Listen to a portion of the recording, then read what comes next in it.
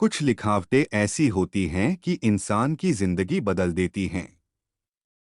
ऐसी ही एक अनजानी लिखावट ने मेरी जिंदगी बदल दी थी।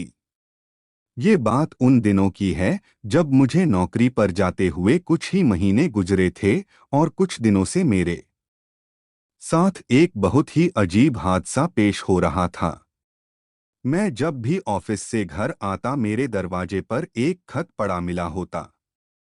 पहले दिन तो मुझे लगा शायद कोई पोस्टमैन फेंक गया है। मैंने वो इन्वलप उठाकर देखा तो उस पर मेरा ही नाम लिखा था, लेकिन घर का पता नहीं लिखा हुआ था। मुझे शक अपनी आस पड़ोस की लड़कियों पर हुआ था कि हो सकता है मेरी पर्सनालिटी से इम्प्रेस होकर मेरी मोहब्बत में गिरफ्तार होकर ये खत्म मुझे किसी लड़की ने लिखा हो। मैंने सावधान नजरों से दाएं बाएं देखा और खत उठाकर जेब में डाल लिया और घर के अंदर चला गया। खाना खाने के फौरन बाद में अपने कमरे में चला गया था और जल्दी से बुखत जेब से निकाला और धड़कते दिल के साथ पढ़ना शुरू किया। लेकिन वो कोई मोहब्बत भरा खत नहीं था। बस उस पर कुछ ही लाने लिखी हुई थी कि रात के 12 बजे तुम्हें कुछ मिलने वाला है। मैंने सोचा शायद किसी ने मुझे बेवकूफ बनाने के लिए लिखा है। शायद मोहल्ले के बच्चों की शरारत है। मैंने वो खुद डस्टबिन में डाला और सोने के लिए लेट गया। लेकिन ठीक 12 बजे मेरे घर के दरवाजे की बेल बजी थी। मेरी माँ ने ही दरवाज़ा खोला था। फिर वो मेरे कमरे में आई और मुझे जगाने लगी कि रियान देखो, ये तुम्हारे नाम कोई लेटर आया है। मैं उठकर बैठ गया।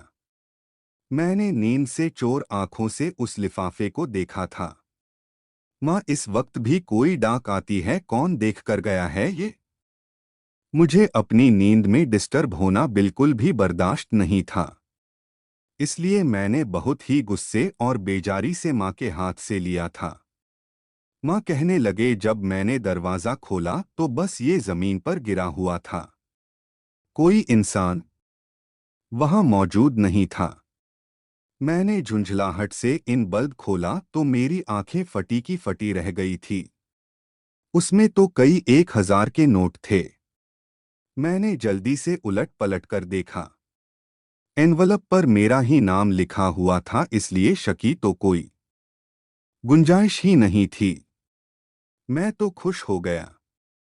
पैसे गिने तो पूरे 25,000 थे। माँ को मैंने यही बताया कि ये मेरे दोस्त ने भेजे हैं। उसने मुझसे उधार लिए थे।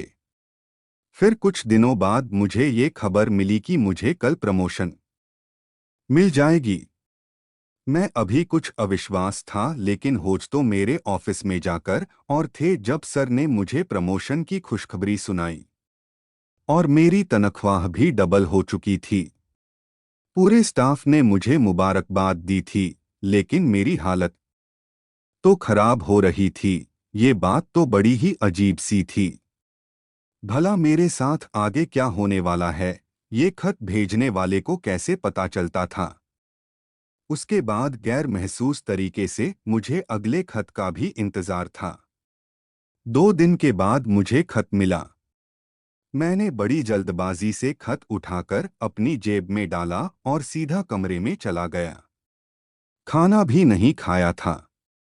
कमरा बंद करके जल्दी से खत खोला। इस बार मुझे ये कहा गया था, तुम्हारी माँ तुम्हारे रिश्ते के लिए कल लड़की देखने जाएंगी। मैंने खत पढ़कर दराज में रख दिया।